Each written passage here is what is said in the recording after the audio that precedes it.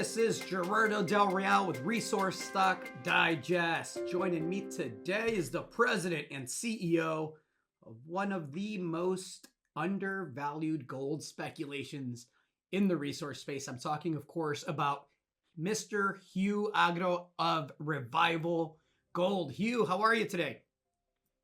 Thanks for having me, Gerardo. I'm very good.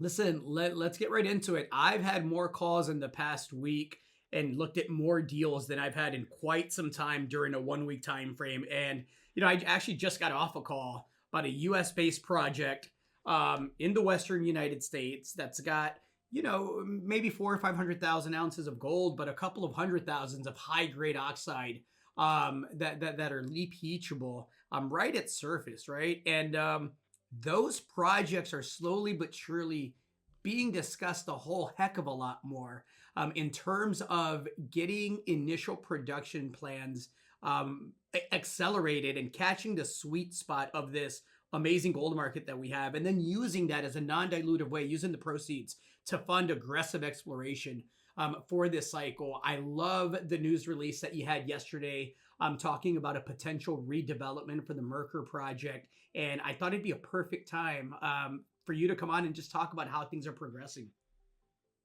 Well, Mercur's definitely at the front of the queue for us. It's been a huge add to our story. You know that we're building a multi-asset platform in gold in the United States. Great geography, great time to be in the U.S. Developing a business, given the current administration and the states we're working in and their administrations at the state level. So I think our timing is great. And Mercur, our project in Utah, is rounding the corner here now for our PEA, our preliminary economic assessment, expected within the next 2 months. And the press release you're referring to that we put out yesterday really was to cover some of the narrowing in on where we're going to come out here and give our investors a little bit of color, a little bit of flavor for the work that's been going on.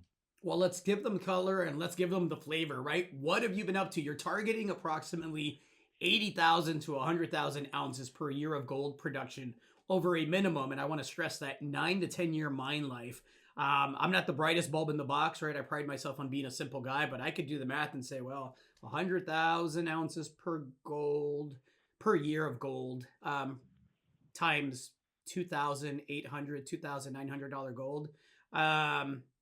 That's a very profitable operation at current prices. Speak to what you're doing to kind of fast track that and move that forward. Well, the flavor is tasty, to put it that way. We've got so on your math, we're looking at close to $300 million a year of revenue. So think about that, and this is what's so exciting about junior developers like Revival Gold is we provide a lot of leverage to that upside in gold. So $300 million of potential revenue from a project in the domestic United States.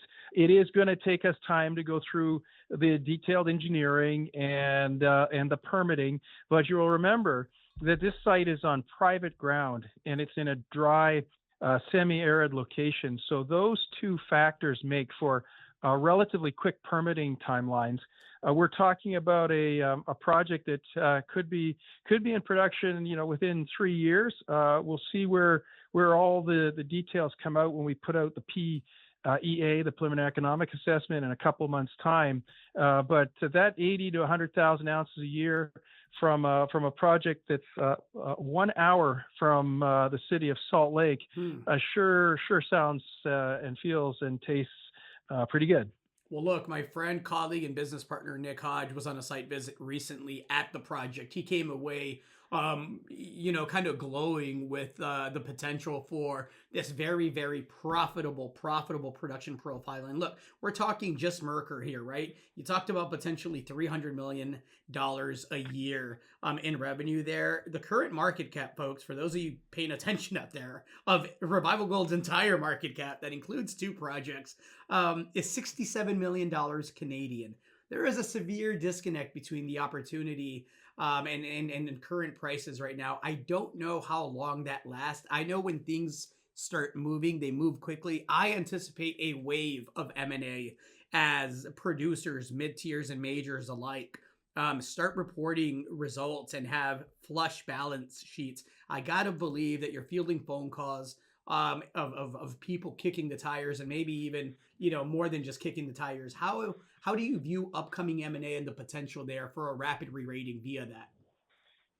We are seeing lots of interest, and this is one of the reasons why we want to be, current with our investor base so that they know the progress we're making with the projects. And we're talking about Mercur. We're also making progress with our Bear Track Arnett project in Idaho.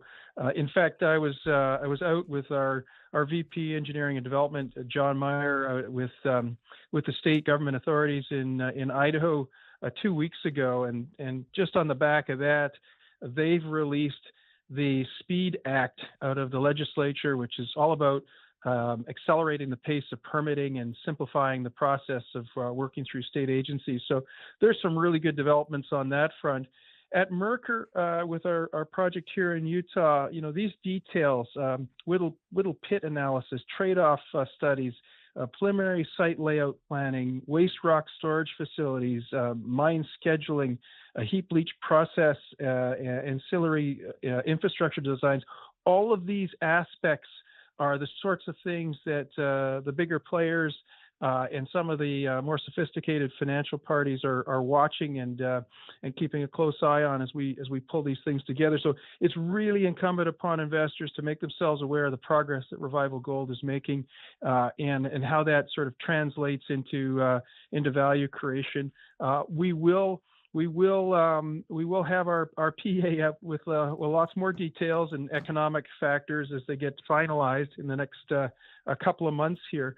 But really, it's a process that takes quite a while to come together, and we want to demonstrate the progress with the project so that we keep not just those that are under CA and looking through data rooms up to speed, but also our investors. And it's all with the view that we've got a great projects here, great portfolio, trading at outstanding value, and we want to make sure that value is seen by all.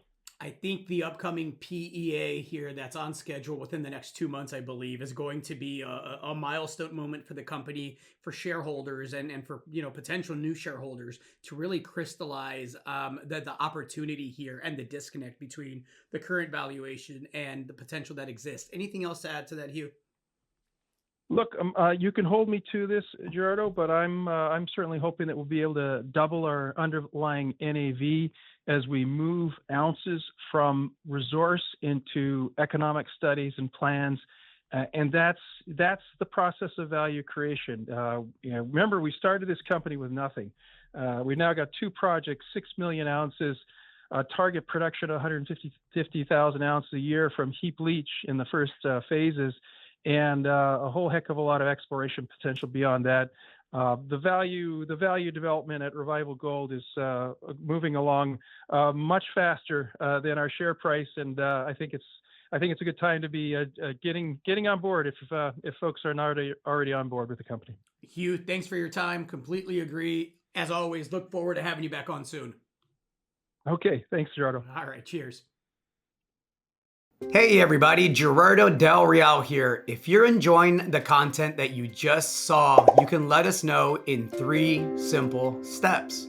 Hit the like button, hit the subscribe button, and please share across your network and on social media. Take care, everybody.